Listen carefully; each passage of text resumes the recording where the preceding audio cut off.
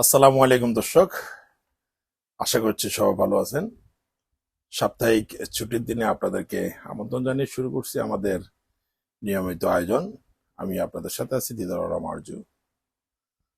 সুপ্রিয় দর্শক, আমরা অবগত আছি সোশ্যাল মিডিয়াতে বেশ কিছুদিন হাজী মনোয়ার হোসেন ডিপজল, চলচ্চিত্র অভিনেতা, ভিলেন, উনার ব্যাপারে সোশ্যাল মিডিয়া বিভিন্ন বিষয় আলোচনা আসছে। আমি বলতে চাচ্ছি 1998 থেকে 2004 পর্যন্ত 6 বছর আমার ঢাকাতে পড়াশোনার সময়। এই 6টি বছর আমি টিভি, মিডিয়া এবং ফিল্মের সাথে জড়িত ছিলাম। হাজী মনোয়ার হোসেন ডিপজলের ব্যাপারে আমার কিছু বলার নেই, তারপরও না বলে পারছি না। এই 6টি বছর উনার প্রোডাকশনে আমি বেশ কিছুবার আমার কাজ করার সুযোগ হয়েছে। সাভারে, ফুলবাড়িয়াতে, খামারবাড়ি, এই জায়গাগুলা উনার নিজের খরিদ সম্পত্তি। জমিদার বাড়িটা পুরো খরিদ সম্পত্তি আমার দেখাশোনা। উনাকে খুব কাছ থেকে উনার সাথে কাজ করা হয়েছে। উনার সাথে খাওয়া দাওয়া, উঠা বসা, সবসময় উনার সাথেই একটা ভালো একটা আন্তরিকতা, একটা সম্পর্ক। উনি ফিল্ম মিডিয়াতে যখন কাজ করেন, আসলে যারা ফিল্মে যারা কাজ করেন তারা অবশ্যই অবগত আছেন। আজকের এই ভিডিওটি হয়তো আমাদের হাজী মনোয়ার হোসেন ডিপজল ভাইকেও আমি ট্যাগ করব, ফিল্মে আরো কয়েকজনকে আমি ট্যাগ করব, ওনারা অবশ্যই অবগত আছেন। উনি ব্যক্তি জীবনের কথা বলবো না, উনি যে কর্মজীবন যেটা আমাদের সাথে দীর্ঘ 6 বছর উনার সাথে আমাদের কাজ করা, পথ চলা। উনার গাড়ি অনেকবার ড্রাইভ করছি। উনার শুটিং এ বিভিন্ন জায়গাতে, উনার ছবিতে আমার সর্বপ্রথম উনার সাথে আমার কাজ করার সৌভাগ্য হয়েছিল 1999 সালে ঢাকাই আমাস্তান। মন্তজুর রহমান আকবর না কি এনায়েত করি, দুজনে একজন হবে পরিচালক। ঢাকাই আমাস্তানে আমি ওনার সাথে সর্বপ্রথম ওনার সাথে আমি স্কিপে কাজ করেছি আমি। সো ডিপজল ভাই আসলে উনি আন্তরিকতা সম্পূর্ণ ব্যক্তি।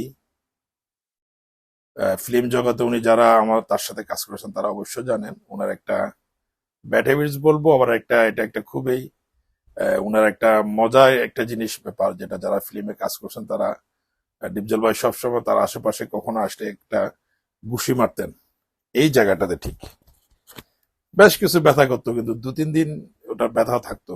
প্রায় উনি কাউকে ছাড়া নাই, সবাইকে একটা একটা একটু ঘুষিটা মারতেন। এটা ওনার একটা ভালোবাসা। তো এই ডিপজল ভাইয়ের সাথে জন্য আপনার আজকে 3 দিন আমি কথা না বলে পাচ্ছি না। উনি আর যখন প্রোডাকশন আমরা কাজ করেছি উনার হাউসে, উনার উনি যেটা দিতেন আমাদেরকে 2 হাত ভরে দিতেন। 1 হাত না, 2 হাত ভরে দিতেন আমাদেরকে। তো এই ধরনের একটা আন্তরিকতা সম্পূর্ণ ব্যক্তির নামে আজকে মিডিয়াতে যেসব কথা আসছে, উনার পারিবারিক বিষয় আমার ইন্টারফেয়ার করা কোনো ইয়ে নেই। আমার মনে হচ্ছে সামথিং রং, কোনো না কোনো কিছু ভুল হচ্ছে।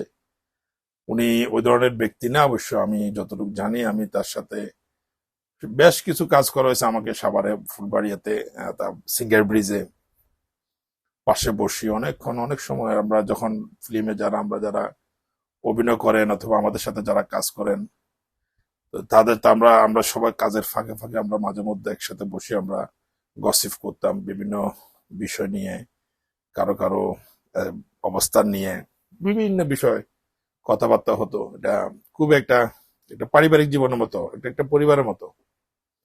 ডিপজল ভাইয়ের অনেকটা প্রোগ্রাম আমি অ্যাটেন্ড করছি, ফুলবাড়িয়াতে বেশ কিছু প্রোগ্রাম অ্যাটেন্ড করছি, তারপর আপনার গাবতলিতে অনেক প্রোগ্রাম অ্যাটেন্ড করছি, এমনকি অনেকটা ওনার সাথে অনেকটা আউটডোর আমার কাজ করা হয়েছে। তো এই ফিল্ম মিডিয়া জগতে ওনার সাথে কাজ করা অবস্থায় উনি আসলে ব্যক্তিগতভাবে উনি এতটা খারাপ মানুষ না, আমি যতটুকু জানি। কোনো না কোনো একটা ভুল হচ্ছে অথবা হচ্ছে কারো না কারো এক্ষেত্রে প্ররোচনায়, প্রচারণায় এরা এক ধরনের কাজ করতেছে।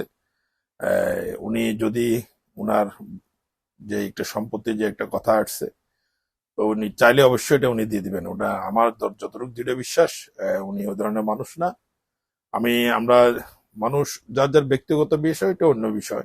কিন্তু মানুষ হিসেবে আন্তরিকতা সম্পন্ন ব্যক্তি, অতটুকু আমরা বলতে পারি। আমার 6 বছর অভিজ্ঞতাতে ওনার সাথে কাজ করা অবস্থায় আমি ওনার ব্যাপারটা নিয়ে আমি আজকে শেয়ার করলাম। আশা করি উনি আদালতে যে জিনিসটা, উনি অবশ্যই, আমার দৃঢ় বিশ্বাস উনি এটা সমাধান করবেন, এবং কি যেই বিষয়টা নিয়ে আলোচনা সম্পত্তি নিয়ে হয়েছে ওটা উনি সমাধান করে দিতে পারবেন, এটা আমার তার উপরে আত্মবিশ্বাস। এবং কি দীর্ঘদিন তার সাথে কাজ চলা এবং পথ চলার অভিজ্ঞতা নিয়ে আমি তার ব্যাপারে আজকে এই মিডিয়াতে কথাটা বললাম। হ্যাঁ, সবাই ভালো থাকবেন। ভালো থাকুক সকল ফিল্ম মিডিয়ার, চলচ্চিত্রের অভিনয় শিল্পীগণ। সবাইকে শুভেচ্ছা জানিয়ে আজকের মতো এখানে শেষ করছি। ধন্যবাদ।